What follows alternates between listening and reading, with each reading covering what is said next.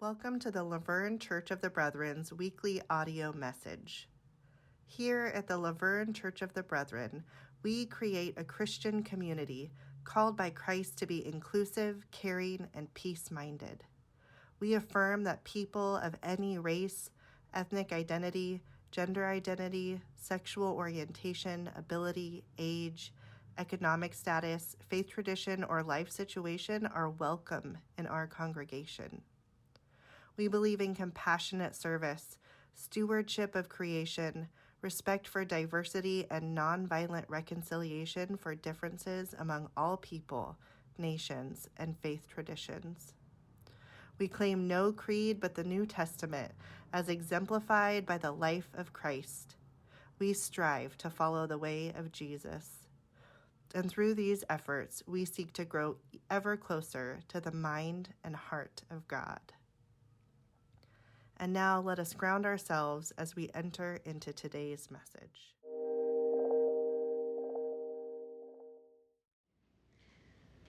Our second scripture reading this morning is from the Hebrew Bible, and this is from the Common English Bible translation. Hebrews chapter 12. Pursue the goal of peace along with everyone, and holiness as well, because no one will see the Lord without it. Make sure that no one misses out on God's grace. Make sure that no root of bitterness grows up that might cause trouble and pollute many people.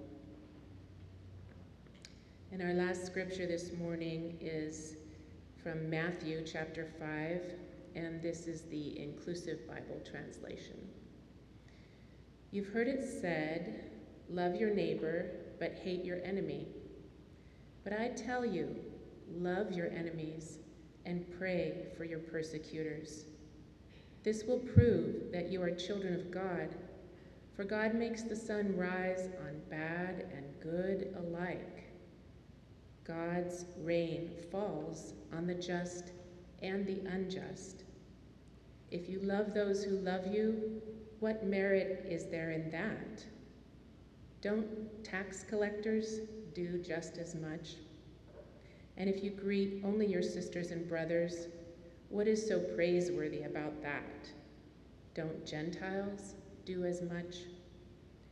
Therefore, be perfect as Abba God in heaven is perfect.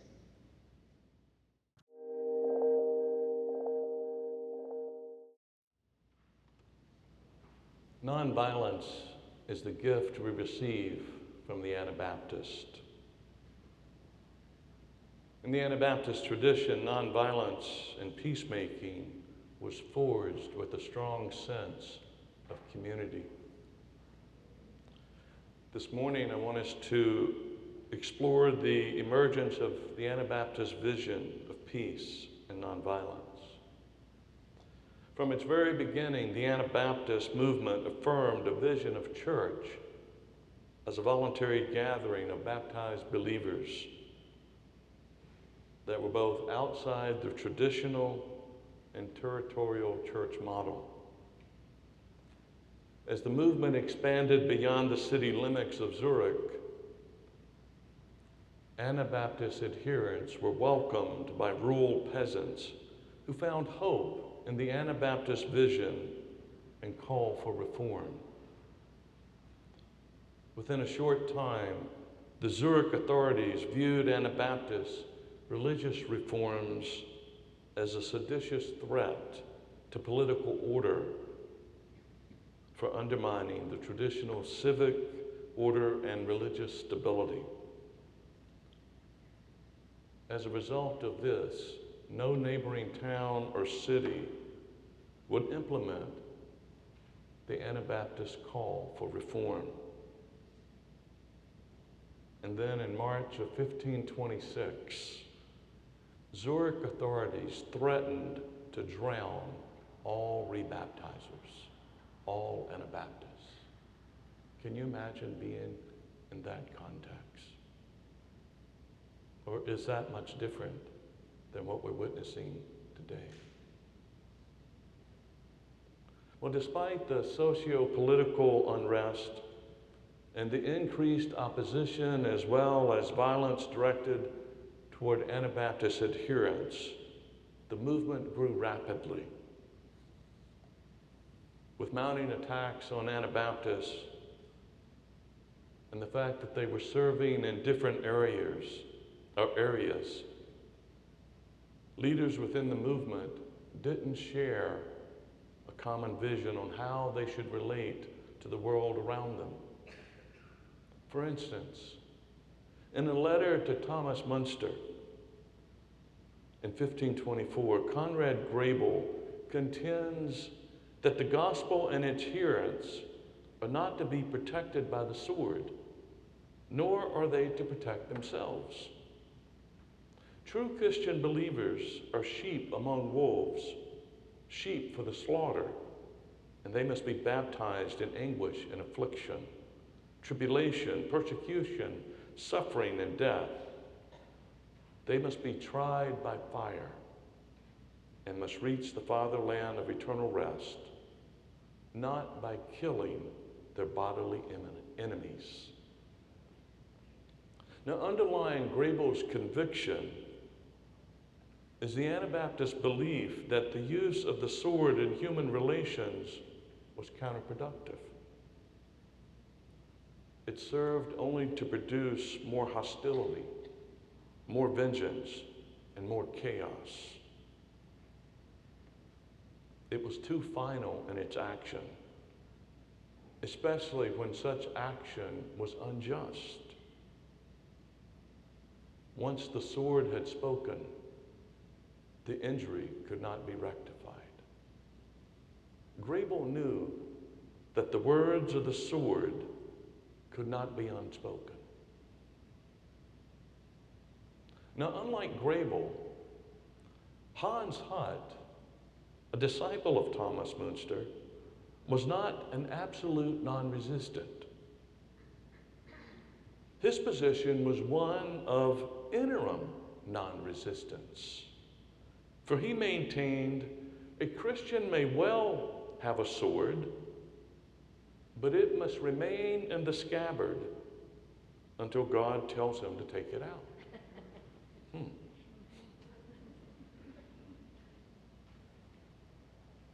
So maybe selective non-resistance. And then there's Balthasar Hubmaier. I hope that's close. But he advanced the idea of individual conscience. Hubmaier admonishes that the subject should first carefully test the spirit of their rulers, whether they are motivated by arrogance, pride, greed, envy, hate, or self-seeking, rather than by the love of the common good and the peace of the land. That could have been spoken today. We can hear echoes in the call for that. But for him, not bearing the sword, depending on how one's conscience weighted, would or would not be within the order of God. So these were the diverging viewpoints that were emerging in Anabaptism. So it was in 1527 that a group of leaders met to find a sense of unity within the movement and to try to hold it together, because it began to feel like it was falling apart. And so they met in a small town of Schleitheim, and there they met to craft a shared set of convictions that have come to be known as the Schleitheim Confession. These articles affirmed the Anabaptist unity which center around separation, obedience, and discipline. And as it relates to our topic of peace and non-resistance, the confession states that although God established rulers and government to keep order and to protect the innocent, followers of Christ would abstain from bearing the sword to defend themselves and their church. For the sword and the oath belonged in the kingdom of the world. As such, members of the kingdom of Christ had to reject the sword and the oath.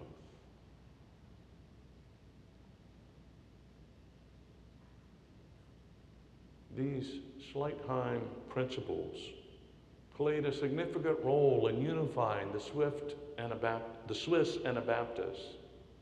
It gave them a renewed call and vision.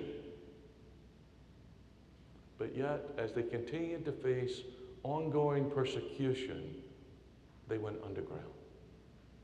They became separatists and stayed encloistered within themselves. It was 16th century theologian Johannes Kessler who wrote this description about the Anabaptists. He writes, "They shun costly clothing and despise expensive food and drink, clothe themselves with coarse cloth, and cover their heads with broad felt hats. Their entire manner of life is completely humble. They bear no weapon, neither sword nor dagger, but only a short bread knife."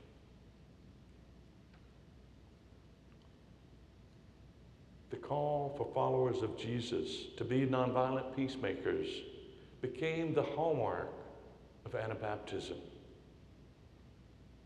Anabaptist scholar Walter Clausen observes, "Non-resistance is not simply a matter of refusing to bear arms in wartime, but rather it is totally a life orientation in which all human relationships are governed by patience, understanding, love, forgiveness, and a desire for the redemption of even the enemy." Even the enemy. In today's gospel reading, we learn that being a disciple does not require perfection, but a persistence towards bringing the kingdom of heaven to bear.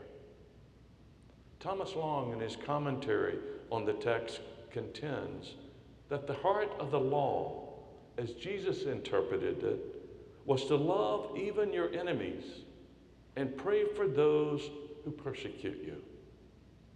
If we only love those who love us, we are simply imitating the world rather than imitating God. The early Anabaptists were persistent in their desire to imitate Christ and to be innovative as they endeavored to pursue the goal of peace. Now I want us to fast forward to the 21st century. And Jamie introduced us to a modern day Anabaptist, Lawrence Homer Hart. Does that name sound familiar? Probably not, because it wasn't familiar to me. And it comes from the Mennonite tradition. But I learned of his story, and I was intrigued by it. When he was a child, as told or read in the children's story this morning, he was fascinated by airplanes flying over as he helped his parents in the field. And that instilled within him a desire to fly. His imagination sort of soared. Well, upon graduating from high school, Hart attended Bethel College, a Mennonite school near Newton, Kansas. But only after a short time of being enrolled as a student, he left. He left college early to fulfill his dream of flying. He became a fighter pilot. In fact, he was the first American Indian to become a U.S. military jet fighter and instructor. Shortly after becoming a pilot, A series of events happened in his life that changed the course of his direction. First, a dear friend from college, Larry Kaufman, who had entered an alternative service program with Pox in Congo, died from a boating accident while in Congo. Following Kaufman's untimely death in 1956, just a year after Hart had begun or had become a pilot, Hart vowed that he too would pursue peacemaking as a life vocation. But the seeds of that promise did not germinate until 1958. That was when his grandfather died, who was the Cheyenne chief, and Hart was asked to succeed him as peace chief and to become a local Mennonite pastor where his grandfather had served. For his induction ceremony, Hart received special permission to fly a jet over his hometown. Afterwards, after the ceremony, he flew back over again, and thus he was dubbed Sky Chief.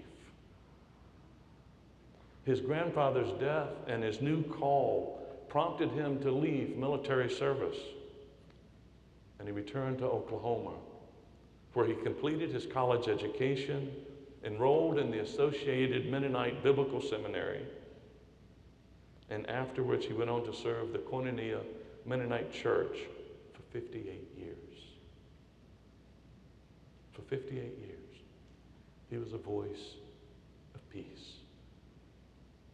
Now, Hart, in his ministry, blended the peacemaking ideas that he learned from his grandfather when they would visit the Ute Mountain and see the Utes there on the mountain. He would incorporate Cheyenne ways of justice within the practice of restorative justice that he learned in college. And he also interpreted Scripture, or saw Jesus through the lens of a tribal chief. And this meshed well with his Cheyenne tradition. But it wasn't until 1968, about 10 years after Hart had been serving his pastorate, that he began to understand the full power of peace. It was in that year that Hart and his wife agreed to participate in a reenactment ceremony that commemorated the 100th year of the U.S. Army's massacre of the Cheyenne people near the Washita River. Now, unbeknownst to Cheyenne participants and to Hart, descendants of George Custer's 7th Cavalry were also in attendance. At the end of the event, the elders decided to gift the commander of the cavalry reenactors with a traditional Cheyenne blanket. And what happened next moved Hart. For the reenactor removed his 7th Cavalry crest and presented it to the Cheyenne people, promising that they would never again hear the battle cries of the cavalry song.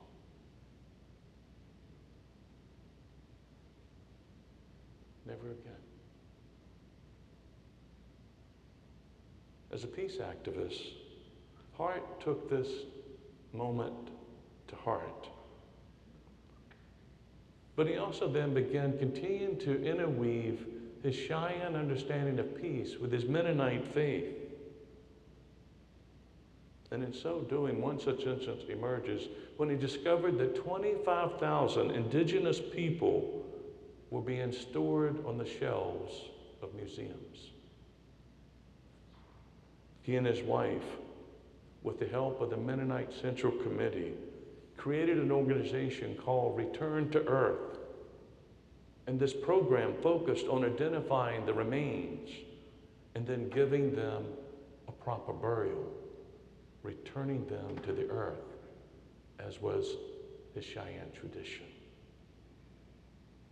Hart was persistent in following the ways of Jesus and the path of peace. And it took him in many different ways. Another such occasion was advocating for the preservation of the Cheyenne language, a language that he struggled with as a child to learn and remember. As I think of Sky Chief and the early Anabaptists, the words of Isaiah chapter 2, verse 4 come to mind. They shall beat their swords into plowshares, and their spears into pruning hooks. Nation shall not lift up sword against nation, neither shall they learn war anymore. As heirs of an Anabaptist vision of peace, this is our prayer too. May it be so. We're so glad that you listened to the message today. If you're looking for an open and affirming, peace-loving, and justice-seeking congregation, consider visiting us for in-person worship on Sundays at 9:30 a.m. We'd love to meet you.